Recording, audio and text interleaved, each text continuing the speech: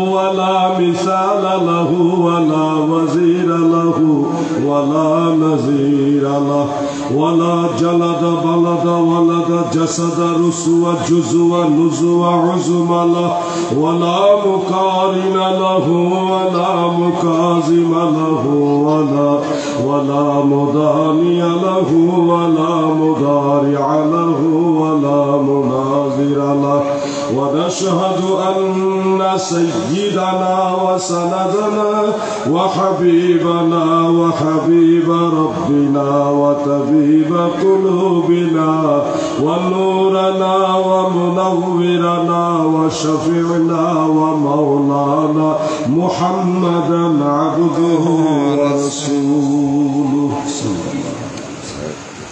الذي سعد إلى سدرة المنتهى في ليلة المعراج ثم إلى العرش والكرسي واللوح والقلم ثم دنا فتدلى فكان قاب قوسين أو أدنى الذي يحمد حمدا بعد حمده وآله وأصحابه وأهل بيته أجمعين أما بعد فقد قال الله تعالى إن الله وملائكته يصلون على النبي يا أيها الذين آمنوا صلوا عليه وسلموا تسليما يا اللهم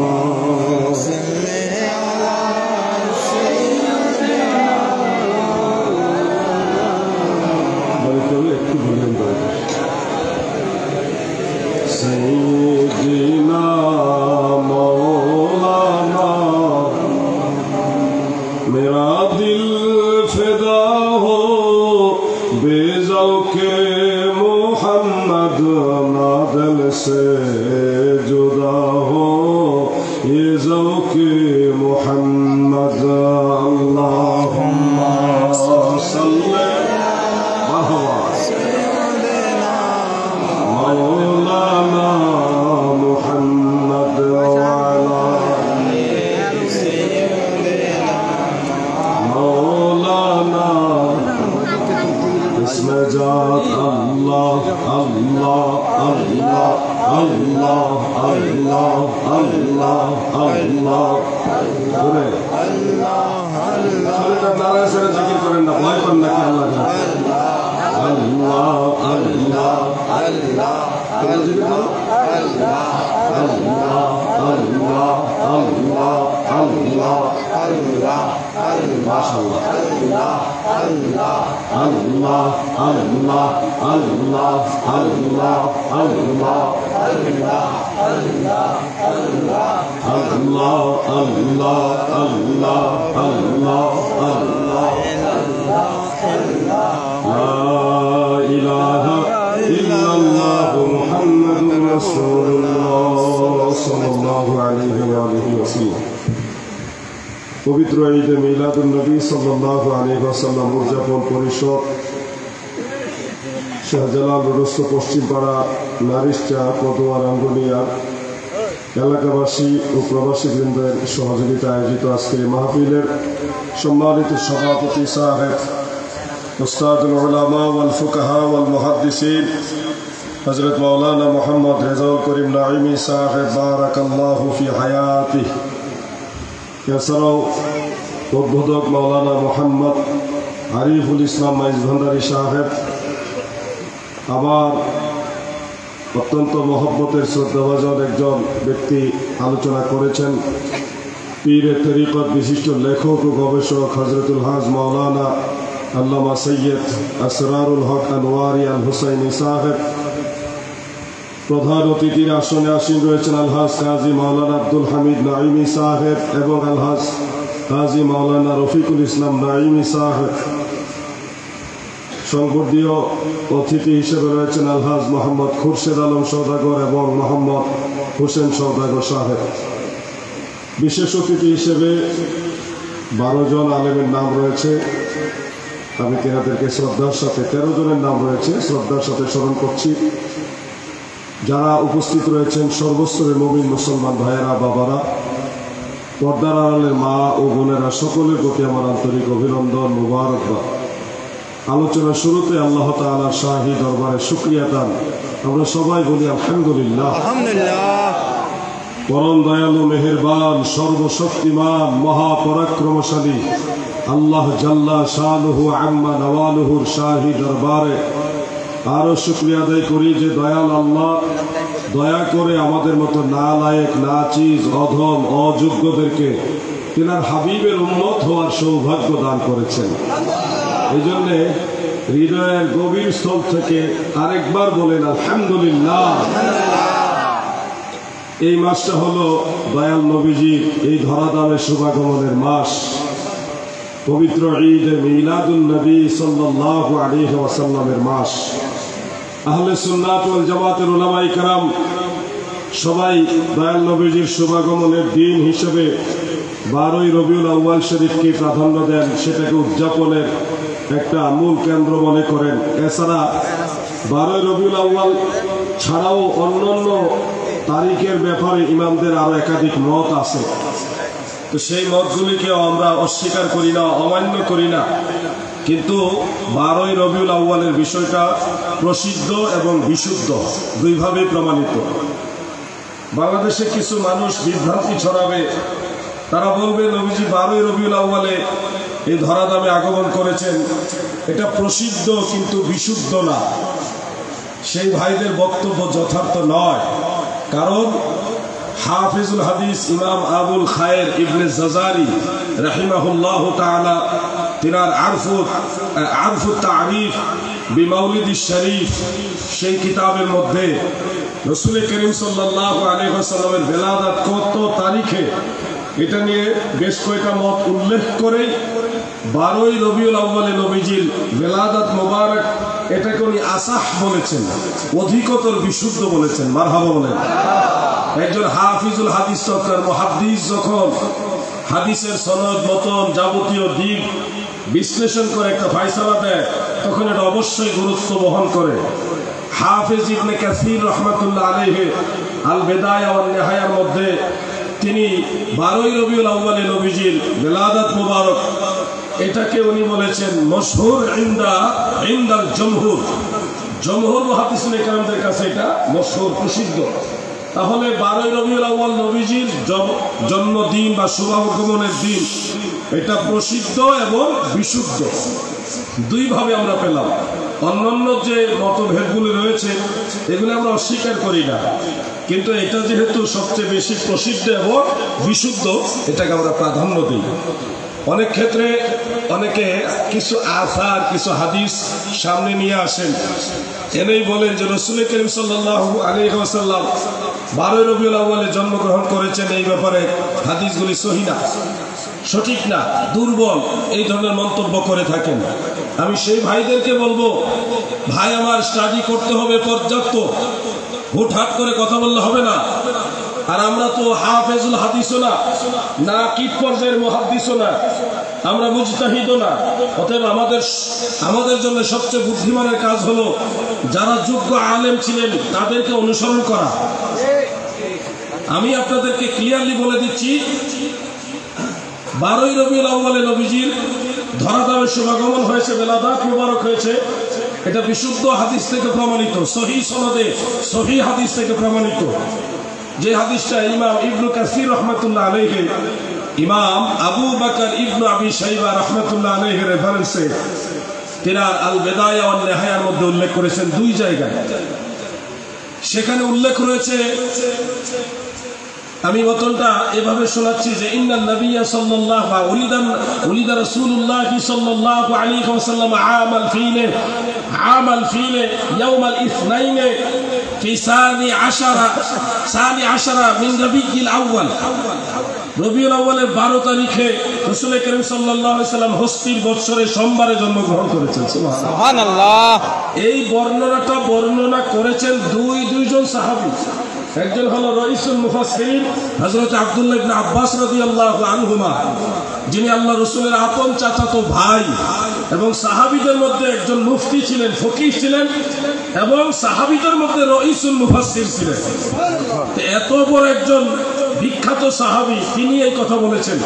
শুধু উনি একা না, মদিনার আনসার সাহাবীদের মধ্যে অন্যতম একজন বিখ্যাত প্রসিদ্ধ একজন সাহাবী হযরতে জাবের ইবনে আব্দুল্লাহ রাদিয়াল্লাহু তাআলা আনহু, তিনিও বলেছেন। দুইজনের বক্তব্য হলো প্রিয় নবীজি রবিউল আউয়ালের 12 তারিখে জন্মগ্রহণ করেছেন। মারহাবা বলেন।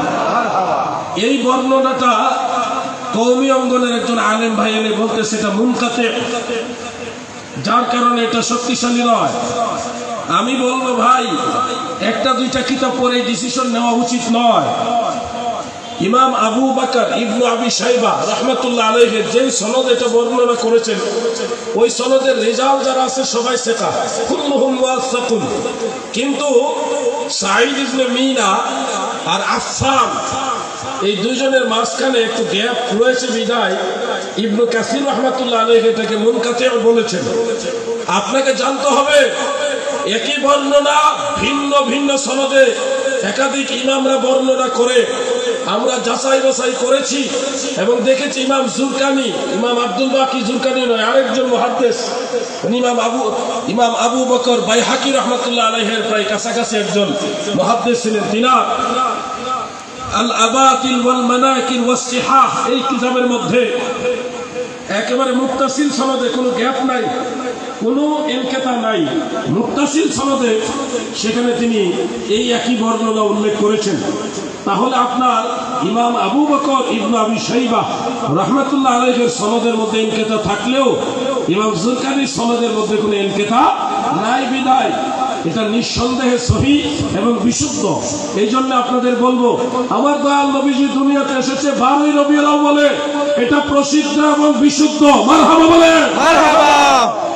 আমাদের বক্তব্য হলো ঠিক আছে, আপনি যদি 12ই রবিউল আউয়ালকে প্রাধান্য নাই দিতে চান তাহলে জিজ্ঞাসা আপনি কোনটা প্রাধান্য দিতে চান, 8ই রবিউল আউয়াল না 9ই রবিউল আউয়াল নাকি অন্য তারিখ, যেটা আপনি প্রাধান্য দেন ওই দিন মিলাদুন নবী পালন করলেই তো আর ঝামেলা নাই। আপনার তো তারিখ সমস্যা না, আপনি তো মিলাদুন নবী মানেন না। আমাদের জন্য 8 তারিখ হোক, 9 তারিখ হোক আর 12 তারিখ হোক, কোন তারিখে সমস্যা না। দেখেন মাহে রবিউল আউয়ালের পুরো মাস ব্যাপিয়া সারা বাংলাদেশে সুন্নি মুসলমানরা মিলাদুন নবীর মাহফিল করে, ঠিক কিনা বলেন? আমাদের জন্য তারিখ কোনো ফেক না। আপনারা তো তারিখের বাহানা দেখিয়ে পুরো বিষয়টাকে অস্বীকার করার চেষ্টা করতেছেন, তার মানে আপনাদের উদ্দেশ্যই ভালো না। আমার কথাগুলি ডকুমেন্টারি কথা, আমার ওয়াজ বুঝার জন্য কিছু স্টাডি করতে হবে, নাহলে বুঝবেন না।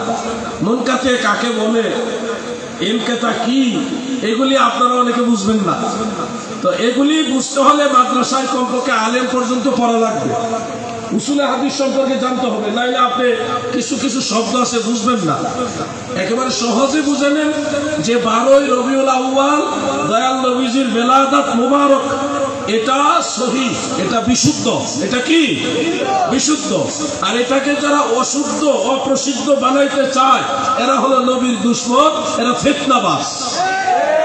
আমার ভাইরা গো, কুষ্টিয়ার একজন আলেম তিনি দাবি করেছে আল্লাহ রসুল 12ই রবিউল আউয়ালে দুনিয়াতে আগমন করেছে, আবার 12ই রবিউল আউয়ালে দুনিয়া থেকে বিদায় নিয়েছেন, ইন্তেকাল করেছেন। তাহলে আপনারা 12ই রবিউল আউয়ালে জন্মদিন বা বেলাদাত মুবারককে স্মরণ করতে গিয়ে ঈদ পালন করেন, আনন্দ প্রকাশ করেন। এই 12ই রবিউল আউয়ালে নবীজি দুনিয়া থেকে বিদায় নিয়েছেন, পর্দা করেছেন, সেই উপলক্ষে আপনারা সুখ প্রকাশ করেন না কেন, কষ্ট প্রকাশ করেন না কেন? আমার সেই আলেম ভাইদেরকে বলি, ভাইরে ভাই, তোমাদের এই দাবির কয়েকটা উত্তর আছে। প্রথম উত্তরটা হলো দয়াল নবীজির হাদিস থেকে প্রমাণিত রয়েছে, মানুষ মারা গেলে শোক পালন করার সর্বোচ্চ সময় হলো 3 দিন। 3 দিনের পরে আর শোক পালন করার বিধান ইসলামে নাই।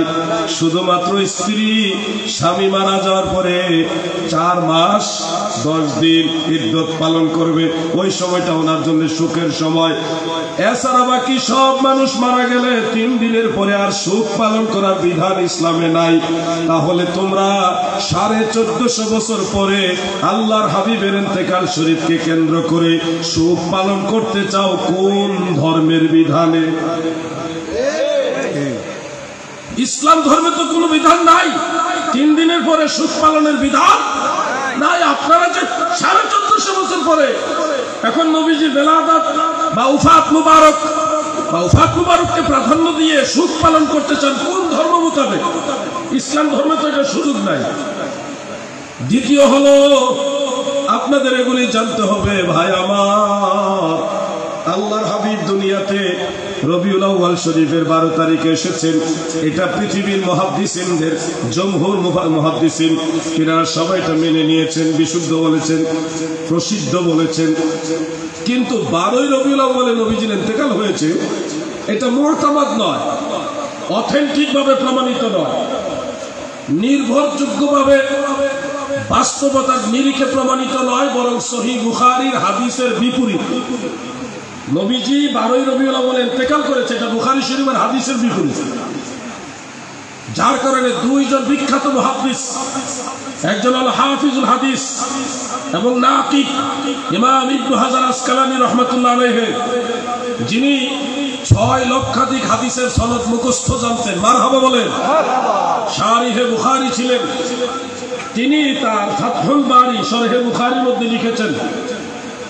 আরেকজন হলো শারিহে বুখারী ইমাম শিহাবউদ্দিন কাসতালানী রাহমাতুল্লাহ আলাইহি, তিনিও তার মাওয়াহিবুল লাদুনিয়ার মধ্যে উল্লেখ করেছেন। ওনারা বলেছেন যে মুতামাদ অধিকতর নির্ভরযোগ্য হলো, অথেন্টিক ভাবে প্রমাণিত হলো রাসূল করিম সাল্লাল্লাহু আলাইহি ওয়াসাল্লাম রবিউল আউয়াল শরীফের 2 তারিখে ইন্তেকাল করেছেন। 12 তারিখে ইন্তেকাল কোনোভাবেই প্রমাণিত হয় না। এটা 2 জন মুহাদ্দিসের ফয়সালা। পাশাপাশি আরেকজন মুহাদ্দিস ইমাম সুহাইলি রাহমাতুল্লাহ আলাইহি, ইমাম সুহাইলি কিন্তু ইমাম কাজী ইয়াজ রাহমাতুল্লাহ আলাইহির সমসাময়িক, শিফা শরীফের লেখক যিনি, ওনার সমসাময়িক ইমাম সুহাইলি। ওনার একটা বিখ্যাত সিরাত গ্রন্থ রয়েছে, ওটার নাম হলো রাউদুল উনফ। আমার বাম পাশে যিনি বসা, উনি এই অঞ্চলের অসংখ্য আলেমের উস্তাদ। রাউদুল উনফ যে সকল আলেম ভাইদের ঘরে আছে, আপনারা প্রিয় নবীজির বেলাদাতের চ্যাপ্টারটা দেখবেন, সেখানে তিনি অথেন্টিক ভাবে প্রমাণ করেছেন বিভিন্ন হাদিস এনে যে রবিউল আউয়াল শরীফের 12 তারিখে নবীজির উফাত শরীফ কোনোভাবেই প্রমাণিত হয় না। কিভাবে প্রমাণিত হয় না? ইমাম ইবনে হাজার আসকালানী, ইমাম কাসতালানী, ইমাম সুহাইলি আর অন্যান্য ইমামরা তিনারা উল্লেখ করেছেন। সহিহ বুখারী এবং মুসলিমের মধ্যে রয়েছে রাসূল করিম সাল্লাল্লাহু আলাইহি ওয়াসাল্লাম বিদায় হজের ভাষণ দিয়েছিলেন যেদিন, সেই হজের যে উকুফে আরাফা হয়েছিল, আরাফার ময়দান যেদিন সংগঠিত হয় সেদিন ছিল সোমবার, শুক্রবার। কি বার? জোরে বলেন কি বার? শুক্রবার ছিল। খুব খেয়াল করে শুনবেন, ইয়াউমে আরাফা ছিল ইয়াউমুল জুমআ, জুমার দিন ছিল। এবার আপনি কাগজ কলম নিয়ে বসেন, জিলহজ মাসের 9 তারিখ ইয়াউমে আরাফা, সেদিন শুক্রবার, 10 তারিখ শনিবার, 11 তারিখ রবিবার, 12 তারিখ সোমবার, 13 তারিখ মঙ্গলবার। এইভাবে হিসাব করে করে জিলহজ মাস আপনি 29 কিংবা 30 দিনে পূর্ণ করেন। আরবি মাস 30 দিনের বেশি হয় না, 28 দিনও হয় না, হয় 29 হবে না, হয় 30 হবে। জিলহজ আপনি 30-এ পূর্ণ করেন অথবা 29-এ করেন। এরপরে জিলহজ মাসের পরে হলো মাহে মুহররম। মুহররম মাস পুরো একটা মাস আপনি কাগজে লেখেন, শনি রবি সোম মঙ্গল বুধ বৃহস্পতি শুক্র শনি রবি, এভাবে লেখেন এক একটা তারিখের সাথে সাথে লিখে 29 দিনে বা 30 দিনে মুহররম মাস কমপ্লিট করেন। করার পরে মাহে সফর আসবে। সফর মাসও ঠিক প্রত্যেকটা তারিখে তারিখে শনি রবি সোম মঙ্গল বুধ বৃহস্পতি শুক্র শনি রবি সোম মঙ্গল এভাবে তারিখে তারিখে লিখেন, লিখে সফর মাস 29 দিনে কিংবা 30 দিনে কমপ্লিট করেন। এরপরে হলো মাহে রবিউল আউয়াল শরীফ। এই রবিউল আউয়াল শরীফের 1 তারিখ থেকে 12 তারিখ পর্যন্ত আপনি ওই ধারাবাহিক বার মিলিয়ে মিলিয়ে আনেন। যতবার চেষ্টা করবেন, কোন মাস 29, কোন মাস 30, কিংবা সবগুলি 30, কিংবা সবগুলো 30, এভাবে যদি আপনি 1000 বার চেষ্টা করেন, কোন ক্রমেই রবিউল আউয়াল মাসের 12 তারিখে সোমবার হয় না। কথা কি বুঝতেছেন আপনারা? জিলহজের 9 তারিখ উকুফে আরাফা, যেদিন নবীজি ভাষণ দিয়েছিলেন, সেদিন শুক্রবার। ওই দিন থেকে ধারাবাহিক হিসাব করে রবিউল আউয়ালের 12 তারিখে যেভাবে আপনি হিসাব করেন, কোন মাস 29, কোন মাস 30, অথবা সবগুলি 30, অথবা সবগুলো 29, মিলিয়ে মিলিয়ে দেখবেন কোন ক্রমেই রবিউল আউয়াল শরীফের 12 তারিখ সোমবার পড়ে না। অথচ বুখারী মুসলিম সহ অসংখ্য হাদিস গ্রন্থ প্রমাণ করে সমস্ত মুহাদ্দিসিন ইজমা ঐক্যবদ্ধ ঘোষণা করেছেন যে আল্লাহর হাবিব সোমবার ইন্তেকাল করেছেন। তাহলে সোমবার ইন্তেকালের বিষয়টা অথেন্টিক, প্রমাণিত, নির্ভরযোগ্য। কিন্তু 12 রবিউল আউয়ালের সোমবার পরে এটা অথেন্টিক না, এটা বাস্তবসম্মত না। এই জন্য ইবনে হাজার আসকালানী, ইমাম শিহাবুদ্দিন কাসকালানী, ইমাম সুহাইলি, ইমাম জুরকানি, অন্যান্য মুহাদ্দিসরা তেনারা বলেছেন নবীজি 12 রবিউল আউয়ালে ইন্তেকাল করেছে। এটা মুতাবাদ নয়, এটা নির্ভরযোগ্য নয়, এটা প্রমাণিত নয়। এটা বলতে পারবেন কোন কোন আসারের মধ্যে আছে, সে আমাকে বলতে পারবেন, কিন্তু অথেন্টিক ভাবে এটা প্রমাণিত নয়। এই জন্য ওয়াহাবিদের যে দাবি যে 12 রবিউল আউয়ালে নবীজির জন্ম, 12 রবিউল আউয়ালে নবীজির ইন্তেকাল, এই দাবিটাও 100% না। কথাগুলি কঠিন হয়ে যাচ্ছে নাকি প্রিয় ভাই আমার? আমি তো বলে ফেলছি 5 মিনিটে, কিন্তু এই 5 মিনিটের ওয়াজ জানার জন্য আমাকে কত বছর যে স্টাডি করা লাগছে, কত কিতাব ঘাটা লাগছে, কত কিছু করা লাগছে, ওইটা আপনারা না বুঝলে আমার আলেম ভাইরা বুঝে। আপনারা এটুকু মনে রাখবেন, নবী করিম সাল্লাল্লাহু আলাইহি ওয়াসাল্লাম 12 রবিউল আউয়ালে ইন্তেকাল করেছেন, এটা অথেন্টিক ভাবে প্রমাণিত নয়। যদিও আমরা ধরেও নেই যে 12 রবিউল আউয়ালে নবীজির ইন্তেকাল, তাতেও আমাদের মিলাদুন নবী পালনে বা ঈদে মিলাদুন নবী পালনে কোনো বাধা হবে না। কারণ নবীজির পর্দা নেওয়ার পরে 1450 বছর পরে সুখ পালনের আর কোনো সুযোগ নাই। এরপরে সবচেয়ে বড় যে বিষয়টা আমাদের সুন্নিদের মনের ভিতরে, আমাদের নবী জিন্দা নবী। বলেন কি নবী? জিন্দা নবী, হায়াতুন নবী। অতএব আমাদের নবীজি সামান্য সময়ের জন্য ইন্তেকাল করেছেন, এরপরে রূহ মুবারক ফিরিয়ে দেওয়া হয়েছে। অতএব নবীজি ইন্তেকাল শরীফের পরেও সশরীরে জিন্দা। আপনারা যদি মনে করেন নবীজি মরা, তাহলে না আপনি সুখ পালন করতেন। আমাদের নবী মরা নবী না, ওয়াহাবিদের নবী হলো মরা। তারা মরা নবী বিশ্বাস করে জন্য বললাম, কিন্তু কুল কায়নাতের নবী রাহমাতুল লিল আলামিন নবী সশরীরে জিন্দা। ঠিক কি না বলেন? ইয়া রাসূলুল্লাহ, ইয়া রাসূলুল্লাহ, জিন্দাবাদ, নারে তাকবীর, আল্লাহু আকবার। নারে তাকবীর বাদ করছে, যেন ঘাটতি পূরণ করে দিল। প্রিয় ভাই আমার, ঠিক আছে, জজবা আছে তো? যুবক ভাইরা, তোমরা কি কথা শুনতেছো? জি। তোমরা হইলে খুব মারাত্মক টেনশন আছি, কখন যে কি করে বসে আল্লাহ জানে। তোমরা যা করছো দেশে, শিক্ষকের গলায় জুতা মালা পড়াইছে, তোমরা ধ্বংস হওয়ার জন্য এটাই যথেষ্ট, আর লাগবে না। তাড়াতাড়ি উস্তাদের কাছে মাপ চাই। উস্তাদের ভুল আছে, তোমারও তো ভুল আছে, সবারই ভুল আছে। এই কাম করবা না, কোনো ভুল শেষ হয়ে যায় না। 2 জায়গায় ভুল করবা না যুবক ভাইরা। এক জায়গা হলো মা বাবার সাথে কোনোদিন বেয়াদবি করবা না। আর দ্বিতীয় জায়গা হলো পীর উস্তাদ, যাদের কাছে তুমি শিক্ষা গ্রহণ করেছো, জ্ঞান আহরণ করছে, ওই জায়গায় বেয়াদবি করে না, তাহলে দুনিয়াতেও ভুগবা, আখেরাতেও ভুগবা। এই 2টা জায়গা বড় সেন্সিটিভ জায়গা। বেজার হয় না, আমি আপনাদেরকে কিছু শিক্ষা দেওয়ার জন্য কথাগুলি বলছি। মানলেও আলহামদুলিল্লাহ, না মানলেও আলহামদুলিল্লাহ, আমার কিছু করার নেই। আমি জানায় দেওয়ার দায়িত্ব। হাসরের ময়দানে দেখবেন কত বড় বিপদে বেড়ে গেছে। কারো কান কোথায় কোনোদিন কোন উস্তাদের সাথে বেয়াদবি করবেন না, মনে থাকবেন যুবক ভাইরা।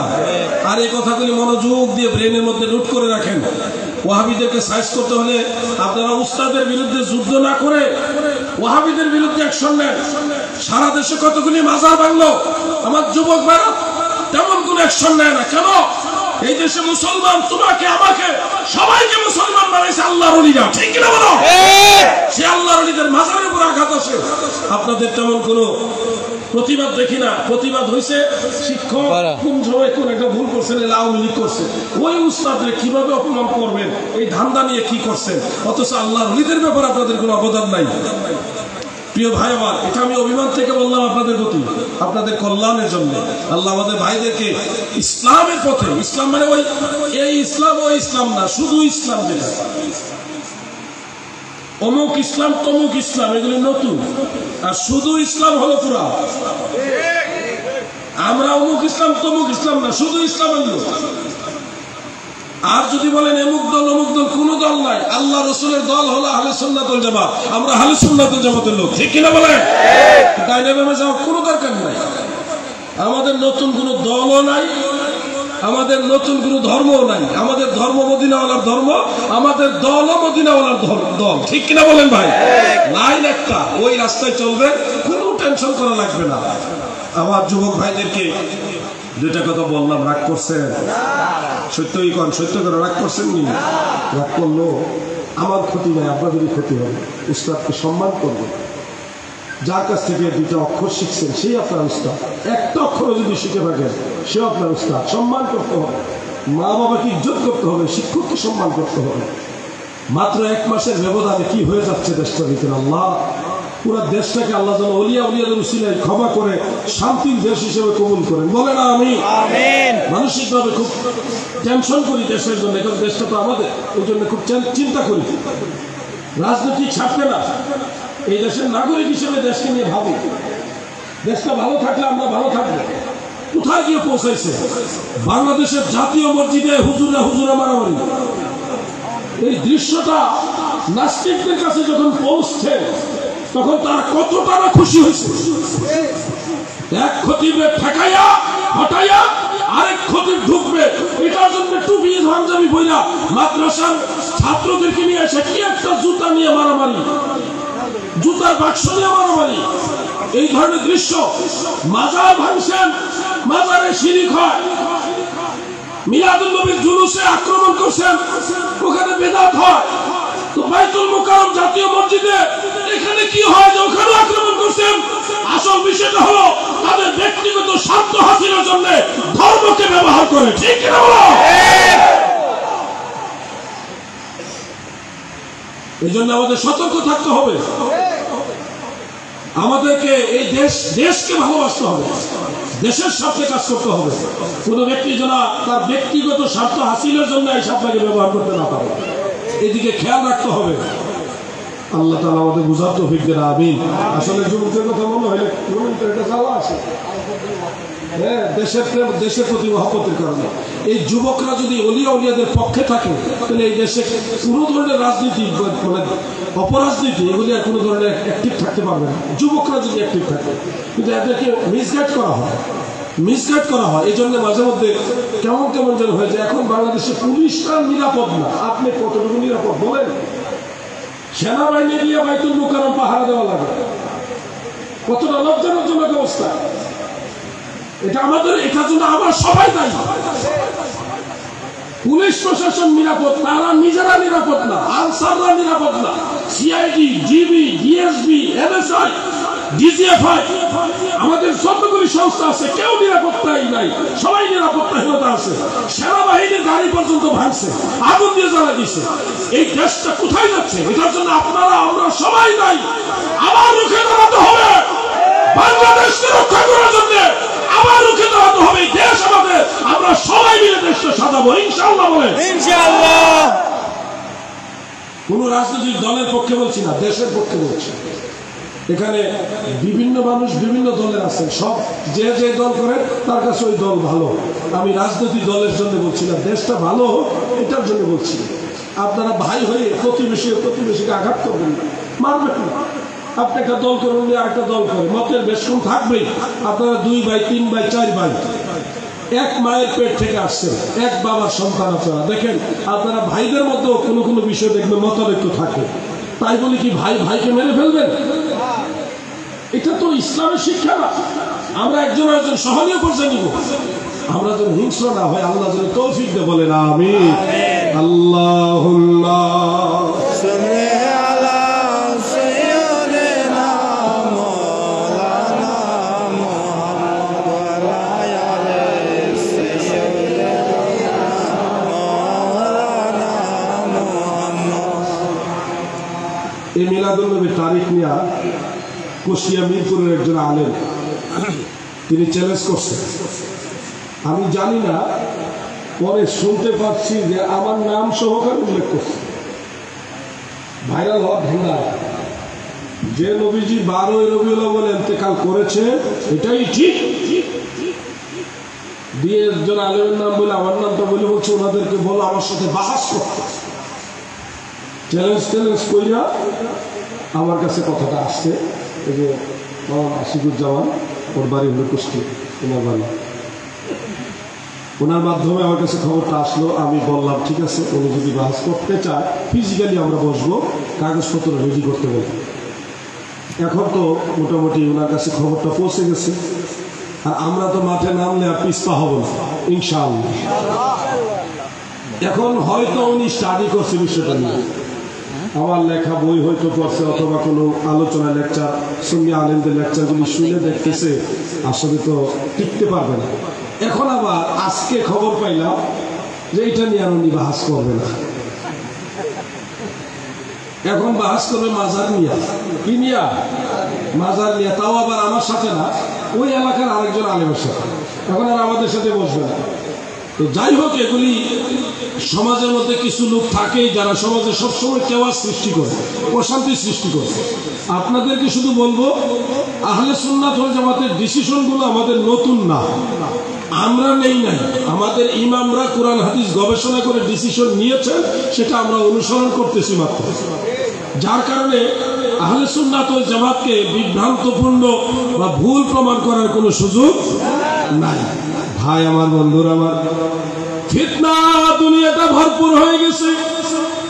আমরা নবীজির বিলাদাত মুবারককে উপলক্ষ করে, নবীজির মিলাদ মুবারককে উপলক্ষ করে ঈদ পালন করি, ঈদে মিলাদুন নবী উদযাপন করি। এই বিষয়টা নিয়ে আরেকজন বক্তার বক্তব্য হলো মিলাদ শব্দটা এখানে জায়েজ হবে না, সঠিক হবে না। তিনি আলাতুনের ইসমে আলা মিলাদ ওইটা ম্যাচিং করেছেন। মিলাদ ইসমে আল্লাহর সাথে ম্যাচিং হয়তো, তো উনি বলতেছে মিলাদ শব্দটা নবীজির ব্যাপারে বলা যাবে না, বললে এটা হয় না। আর আমরা মিলাদ শব্দটা ইসমে আল্লাহ হিসেবে ব্যবহার করি না, ইসমে জরফ হিসেবে ব্যবহার করি। যেমন অনেক শব্দ আছে হুবহু আপনি ওজনে মিলবে না, কিন্তু উরফান এটা একটু বেশ কম হয়ে গেছে। যেমন মাসজাদ শব্দটা অরিজিনাল হলো মাসজাদ, কিন্তু আমরা বলি মসজিদ, তাই না? এখন মসজিদ তো ইসমে জরফের ইয়েতে মিলে না, ওজনে মিলে না, মাসজাদ মিলে। ঠিক তেমনি ভাবে মিলাদ শব্দটাও যদিও শব্দগত ওজনের ব্যাপারে ইসমে আলা, কিন্তু মানান উরফান দুই ভাবে খুব নবীজি নিজে এবং সাহাবায়ে কেরাম পরবর্তী ইমামরা সবাইটা ইসমে জরফ হিসেবে ব্যবহার করেছেন। ইসমে জরফ দুই প্রকার। কয় প্রকার? দুই প্রকার। একটা হলো জরফে জামান আর একটা জরফে মাকান। এখানে মিলাদ শব্দটা এসছে জরফে জামান অর্থে, জরফে জামান অর্থে। ওয়াক্তুল বিলাদাত, ওয়াক্তুল বিলাদাত জন্মের সময়, শুভাগমনের সময়, ওই সময়টাকে মিন করে মিলাদ শব্দটা এসছে। এই জন্যে ওই ভাইয়েরা আসলে সুন্নি আলেম যারা, আমাদের মুরব্বী বয়োজ্যেষ্ঠ আলেম যারা, এই ধরনের আলেমদের সোহবতে যদি বসতো তাহলে এতটা গ্যাপ হইতো না। মিলাদুন নবীর বিরুদ্ধে ওয়াজ করতে গিয়ে কি পরিমাণ যে জেহালতের পরিচয় ওনারা দেয়, ওনারা তো জানে না। এগুলো তো সুন্নি আলেমরা কাছে পরিষ্কার হয়ে যায়। আমরা যখন লামাযহাবিদের বিরুদ্ধে কোনো কথা বলি তখন ওই বিষয়টা নিয়ে ভালোভাবে স্টাডি করি, এরপরে গিয়ে আমরা জবাব দিই, এর আগে যে জবাব দেই না।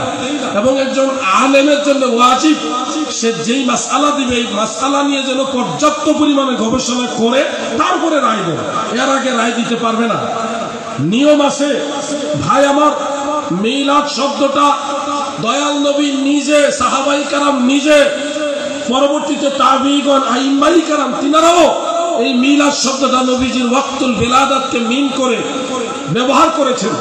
আপনি লুগাতের যতগুলি কিতাব খুলেন, লিসানুল আরব সহকারে আরো যত লুগাত আছে সব জায়গায় মিলাদ শব্দটাকে জরফে জামান হিসেবে উল্লেখ করা হয়েছে।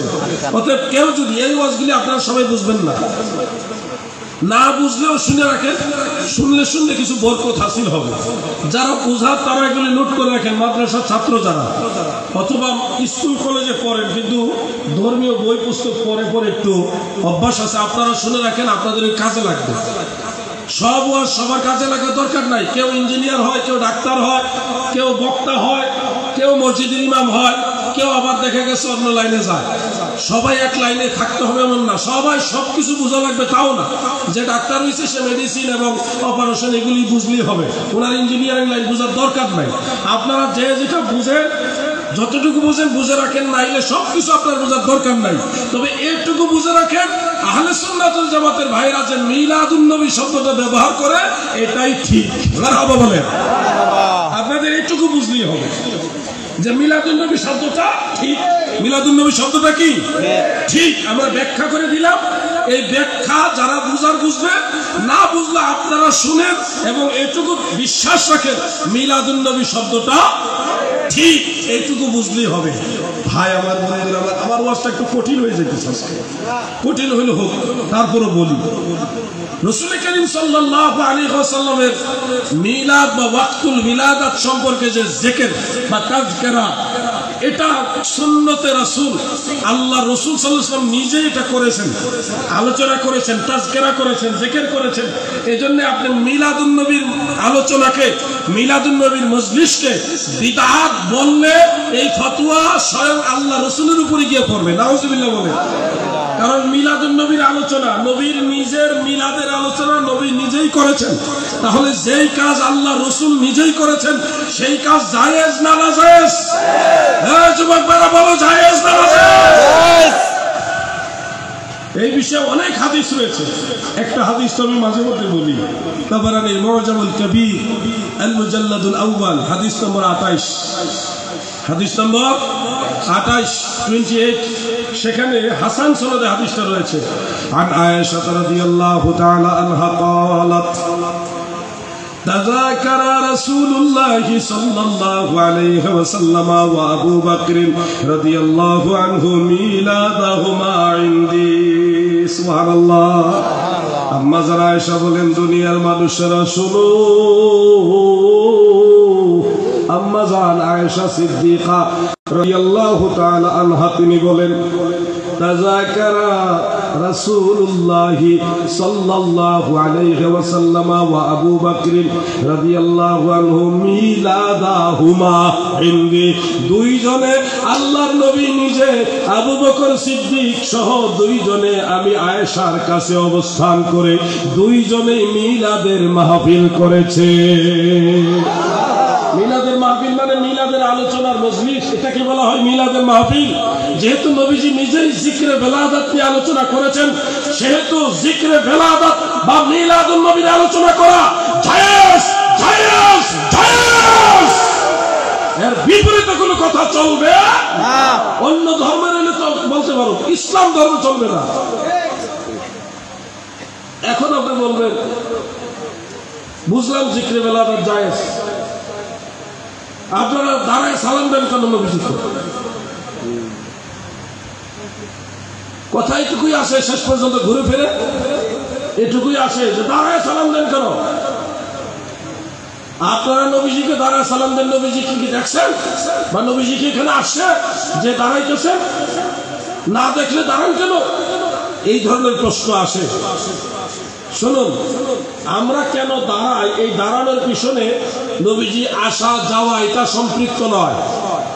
নবী করিম সাল্লাল্লাহু আলাইহি সাল্লাম সব কিছু হাতের তালু মোবারকের মতো সবসময় দেখে, যেখানে খুশি ওখানে নবীজি হাজির হতে পারে অল টাইম। আর এমনিতেই সবকিছু নবীজির নজর মুবারকের ভিতরে আছে। যার কাছে খুশি আপনার কাছে নবীজি আয়েশা দেখা দিতে পারে। প্রত্যেকটা মুমিন মুসলমানের কবর আয়েশা দেখা দিবে। প্রিয় ভাইরা, অন্যদের কবরও যায়, কিন্তু সবাই চিনে না। দাদু, আমরা কেন দাঁড়াই, দাঁড়ানোর সাথে নবীজি আসছে না গেছে ওটা সম্পৃক্ত নয়। আমরা দাঁড়াই নবীজির বেলাদাতের আলোচনা, মিলাদুন নবীর আলোচনা, নবীর সম্মানের আলোচনা, আমার নবীজির গুণগান শুনতে শুনতে আমাদের ভিতরে নবীজির মহব্বতের জোশ আসে। আল্লাহ রাসূলকে আমরা মহব্বত করি, ভালোবাসি, তাজিম করি। এটা নিদর্শন হিসেবে কিছুক্ষণ দণ্ডায়মান হয়ে নবীজিকে সালাম দেই। সুবহানাল্লাহ বলেন। এটা হলো নবীজির ভালোবাসার নিদর্শন। ইয়া রাসূলুল্লাহ, আপনাকে আমরা মহব্বত করি, সম্মান করি, ভালোবাসি। এর প্রমাণ আপনাকে দাঁড়ায় সম্মান করলাম এবং সালাম দিলাম। এখন বলবেন এই পদ্ধতি কোথা থেকে আসলো? দাঁড়িয়ে নবীজিকে সালাম দেওয়ার পদ্ধতি কোথেকে আসলো? আমি বলে দিচ্ছি ভাই, রাগ করো না। প্রিয় নবীজিকে সম্মান করতে গিয়ে দণ্ডায়মান অবস্থায় সালাম দেওয়ার এই পদ্ধতি নবীজির সাহাবীদের কাছ থেকে এসেছে। সাহাবায়ে কেরামের কর্ম আমাদের ধর্ম, সাহাবীদের কর্ম আমাদের কি ধর্ম। প্রিয় ভাই আমার, পবিত্র কোরআনে সূরা আহজাবের 56 নম্বর আয়াত খুলুন। আমার আল্লাহ তাআলা বলেন, আপনারা অনেকে পারেন, আসেন আরেকবার করি শেষের অংশটা। ইয়া আইয়ুহাল্লাযীনা আমানু সাল্লু আলাইহি ওয়া সাল্লিমু তাসলিমা। ইমানদার বান্দা বান্দিরা রে,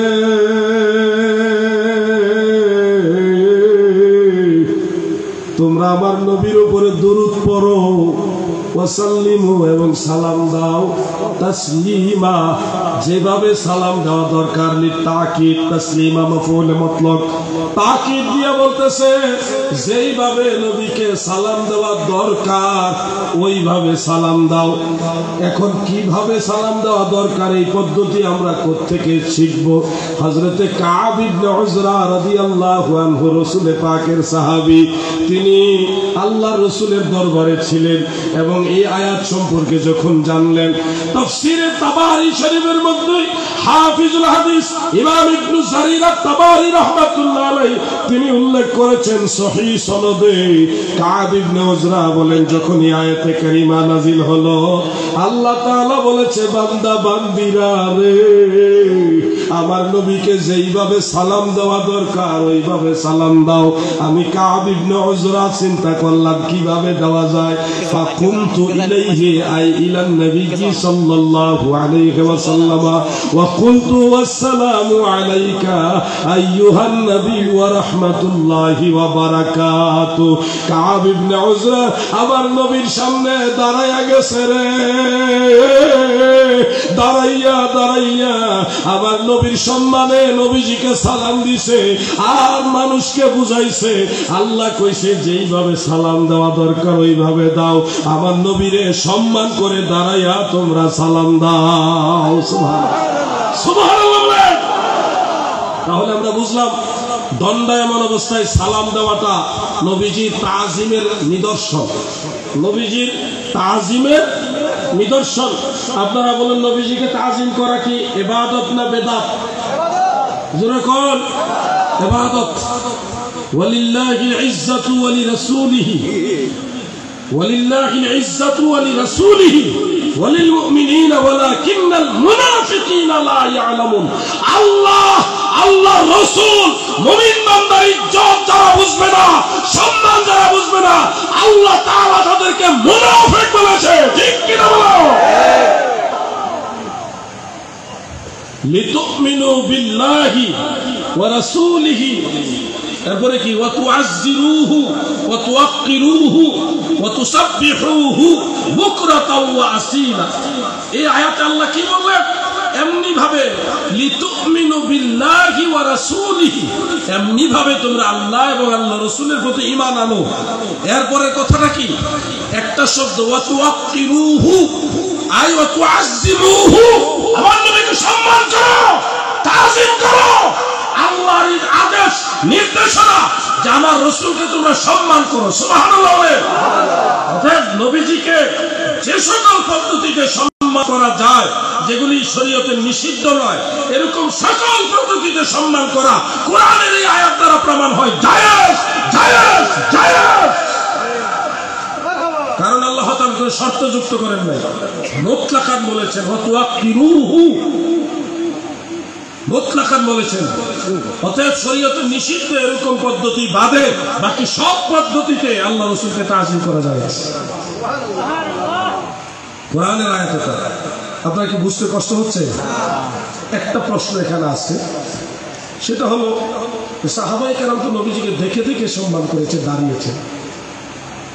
আমরা তো দেখি না, না দেখে কি দাঁড়ানো যাবে? এটার উত্তর দুইটা পয়েন্টে নেই।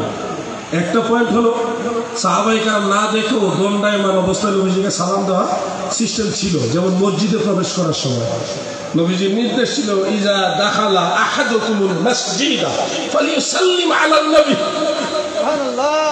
তোমাদের কেউ যখন মসজিদে প্রবেশ করবে তখন তোমাদের নবীর উপরে সালাম দিবে, এরপরে বলবে আল্লাহুম্মা আফতাহলি আবওয়াবা রাহমাতিকা। এটা পরে বলবে, আগে নবীজিকে সালাম দিতে হবে। এটা সেই মসজিদে নববী শরীফে এখনো লেখা আছে, আছে কিনা ভাইজানরা? মসজিদে নববীতে বাবুল বাকির, বাবুস সালাম, উপরে এখনো লেখা আছে বিসমিল্লাহি ওয়াস সালাতু ওয়াস সালামু আলা নবী বা আলা রাসূলিল্লাহ বা আলা রাসূলি। এরপরে লেখা আছে আল্লাহুম্মা আফতাহলি আবওয়াবা রাহমাতিকা। এখনো আমি মসজিদুল আকসায় বাইতুল মুকাদ্দাসেও দেখছি প্রথমে বিসমিল্লাহ লেখা, তারপরে নবীজির সালাম লেখা, তারপরে মসজিদে প্রবেশের দোয়া লেখা।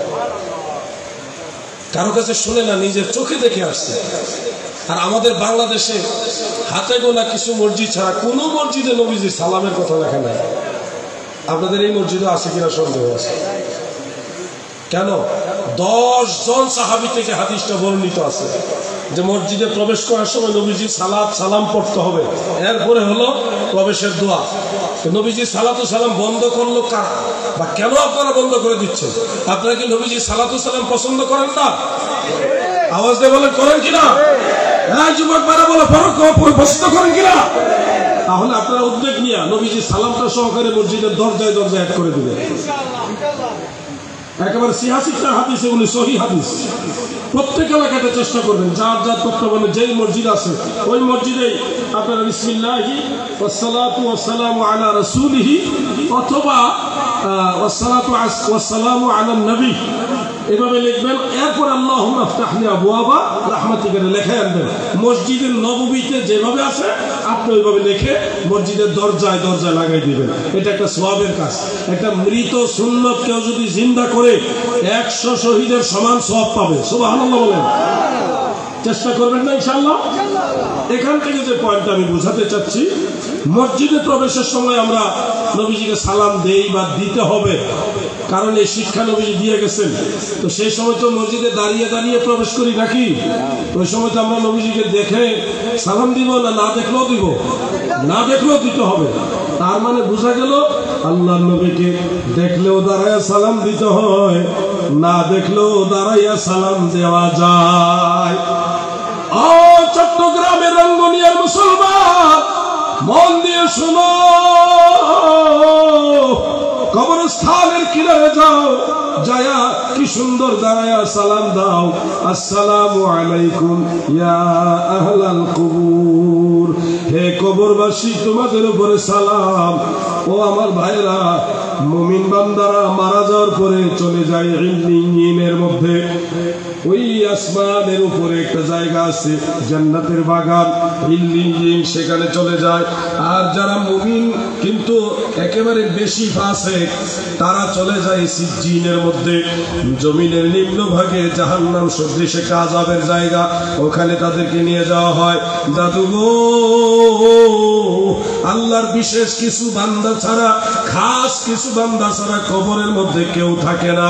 সেখানে ওনারা থাকে না, ওনাদের অনেকের অধিকাংশের বডিটা জমিনের সাথে মিশে যায়। শুধুমাত্র বিশেষ কিছু খাস বান্দা আছে, তাদের শরীরটা আল্লাহ তাআলা হেফাজত করেন, মিশে যায় না, নষ্ট হয় না। কিন্তু অরিজিনালি তারা সবাই হয় ইল্লিনে চলে যায়, আর যারা পাপিষ্ঠ তারা সিজ্জিনে চলে যায়। কবর বসে, কবরবাসী কবরস্থানে থাকে না রে, কবরবাসী কবরে থাকে না। ওনারা হয় উপরে চলে গেছে, না হয় নিচে চলে গেছে, কিন্তু ওনারা এই কবরস্থানে নাই। যা জানা সত্ত্বেও ওনারা এখানে নাই, এটা জানা সত্ত্বেও আমরা কবরবাসীকে না দেখে এবং অনুপস্থিত আছে জেনে সালাম দিচ্ছি, সম্বোধন করে, আসসালামু আলাইকুম ইয়া আহলাল কুবুর। কবরবাসী গো, তোমাদের উপরে আমার সালাম।